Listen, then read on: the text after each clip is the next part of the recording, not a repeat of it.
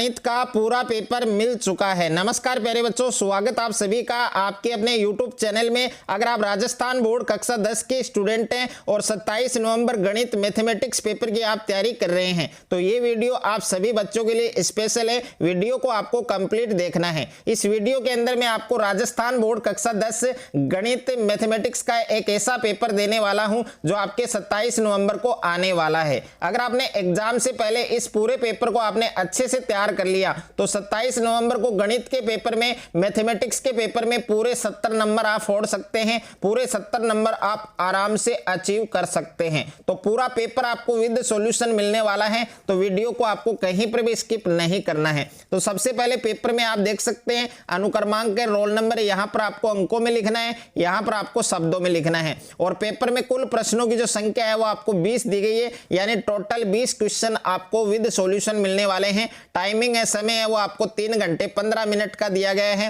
पूर्णांक आप देख सकते हैं 70 नंबर का ये पेपर आपके होने वाला है। अगर आप भी 27 नवंबर को गणित के पेपर में तहलका मचाना चाहते हो, पूरे 70 नंबर फोड़ना चाहते हो, तो ये पूरा पेपर आपको विद सॉल्यूशन मिलेगा। पूरा पेपर आपको अच्छे से तैयार करना है। कक्षा 10वीं अर्धवार्षिक परीक्षा हाफ ईयरली एग्जाम 2025-26 का ये पेपर है। आपके गणित का पेपर है, मैथमेटिक्स का पेपर है, मैथ्स का पेपर है, जो आपके 27 नवंबर को होने वाला है। पूरा पेपर इस वीडियो के अंदर मैं आपको देने वाला हूं। पेपर का कोड आप देख सकते हैं 1003 और गणित पेपर का सीरियल नंबर आप देख सकते हैं, इसको आप याद रख सकते हैं 177918। और सामान्य अनुदेश आप देख सकते हैं कि परीक्षार्थी प्रश्न पत्र के पहले पृष्ठ पर अपना अनुक्रमांक के रोल नंबर है वो अवश्य लिखें। तो रोल नंबर यहां पर डियर स्टूडेंट आपको अंकों में लिखना है, यहां पर आपको शब्दों में लिखना है। प्रत्येक प्रश्न के सामने उसका अंक बाहर अंकित है। तो सबसे पहले प्यारे बच्चों पेपर में आपको खंड ए दिया गया है, सेक्शन ए आपको दिया गया है,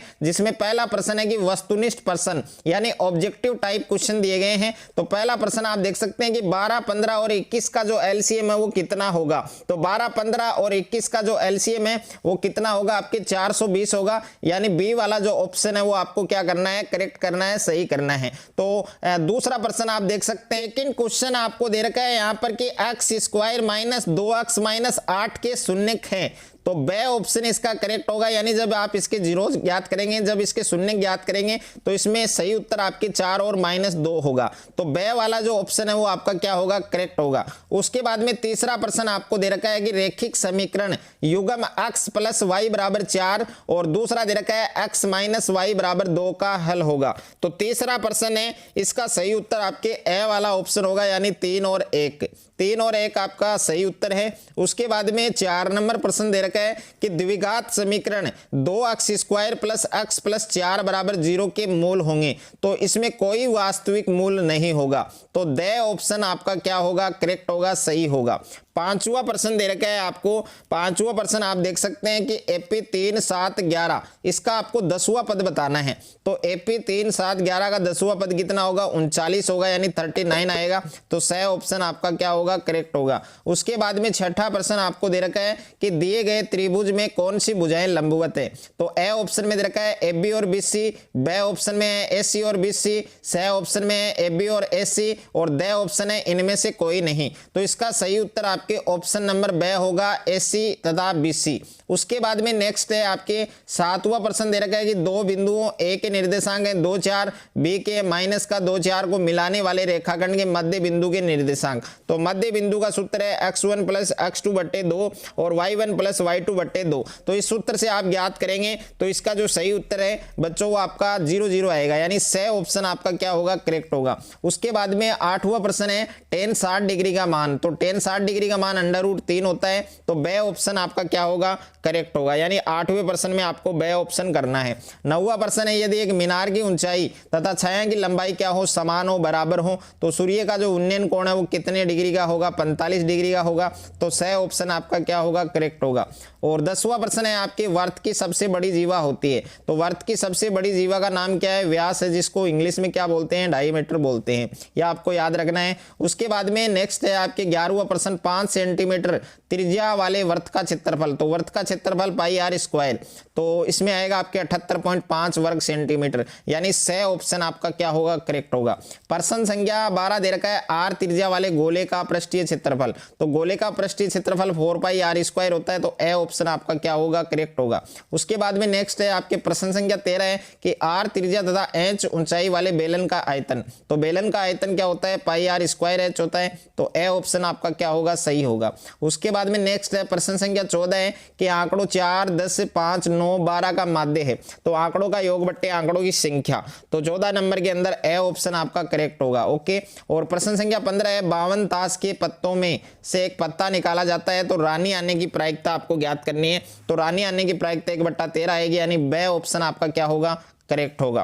तो टोटल 15 क्वेश्चन है वो आपको वस्तुनिष्ठ दिए गए हैं। उसके बाद में दूसरा प्रश्न है रिक्त स्थानों की पूर्ति करें, तो पहला प्रश्न है यदि समीकरण प्रणाली x + 2y = 4 और 2x + ky = 3 का कोई हल नहीं हो, तब k का मान है वो कितना आएगा बच्चों, 4 आएगा, तो इसमें 4 लिखना है।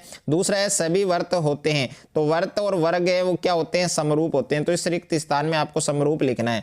तीसरा प्रश्न है एक स्पर्श रेखा वर्त को बिंदु या बिंदुओं पर प्रतिच्छेद करती है, तो इसमें 1 आएगा आपके। ओके, और 4 नंबर है 7 सेंटीमीटर त्रिज्या वाले वर्त का जो क्षेत्रफल है वो कितना आएगा, 154 वर्ग सेंटीमीटर, 154 वर्ग सेंटीमीटर। ओके, ये आपको इसमें लिखना है।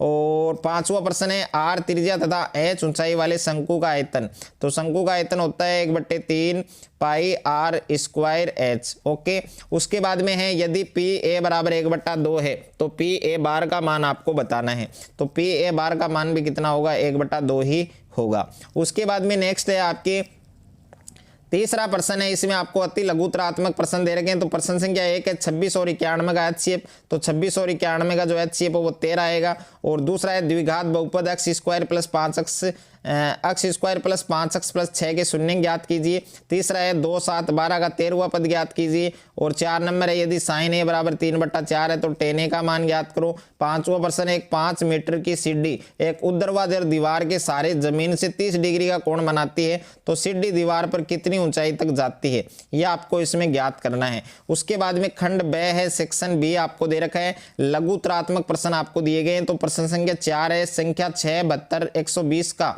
अभाज्य गुणनखंड विधि के द्वारा HCF और LCM ज्ञात करना है। छठा प्रश्न है बहुपद x² - 3 के शून्य ज्ञात कीजिए।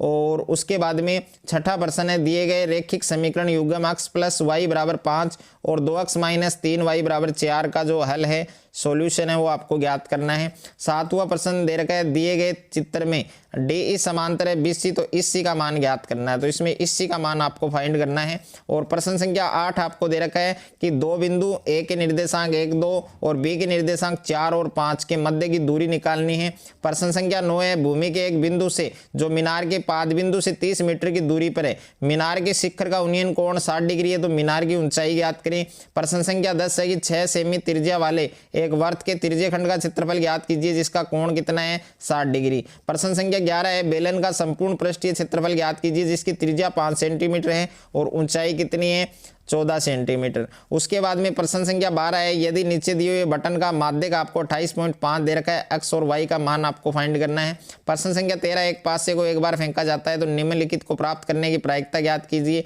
एक अभाज्य संख्या, 2 और 6 के बीच की कोई संख्या और एक विषम संख्या, तो तीनों की प्रायिकता आपको ज्ञात करनी है। उसके बाद में दीर्घ उत्तरीय प्रश्न है, तो प्रश्न संख्या 14 है 8 के प्रथम 15 गुणजों का योगफल ज्ञात कीजिए। प्रश्न संख्या 15 है बिंदु A और B के निर्देशांक दे रखे हैं, इनको जोड़ने वाले रेखाखंड AB को 4 बराबर भागों में विभाजित करने वाले बिंदुओं के निर्देशांक हैं, कोऑर्डिनेट हैं, वो आपको फाइंड करने हैं। प्रश्न संख्या 16 है आपके एक बिंदु A से जो एक वर्त के केंद्र से 5 सेंटीमीटर की दूरी पर है, वर्त पर स्पर्श रेखा की लंबाई 4 सेंटीमीटर है, तो वर्त की जो त्रिज्या है, रेडियस है, वो आपको ज्ञात करनी है।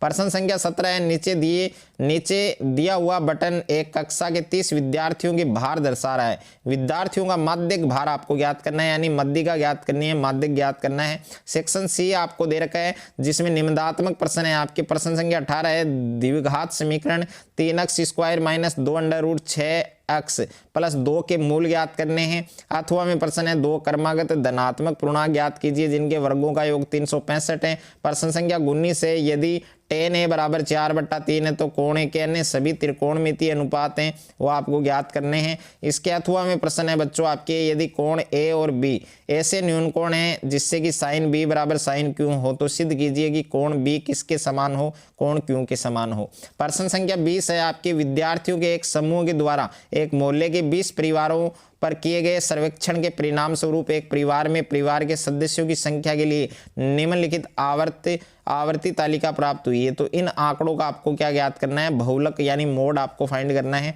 इसके अथवा में प्रश्न है, निम्नलिखित सारणी 35 नगरों की साक्षरता दर प्रतिशत में दी गई है, माध्य साक्षरता दर आपको ज्ञात करनी है, यानी इसका मीन आपको फाइंड करना है। तो एक में मोड फाइंड करना है, एक में मीन फाइंड करना है। कोई भी इसमें कर सकते हैं, अथवा वाला भी कर सकते हैं। तो पूरा पेपर है गणित का, पूरा पेपर 27 नवंबर वाला मैंने इस वीडियो के अंदर आपको दिया है। पूरा पेपर आपको अच्छे से तैयार करना है, पूरा पेपर आपको अच्छे से सोल्व करना है।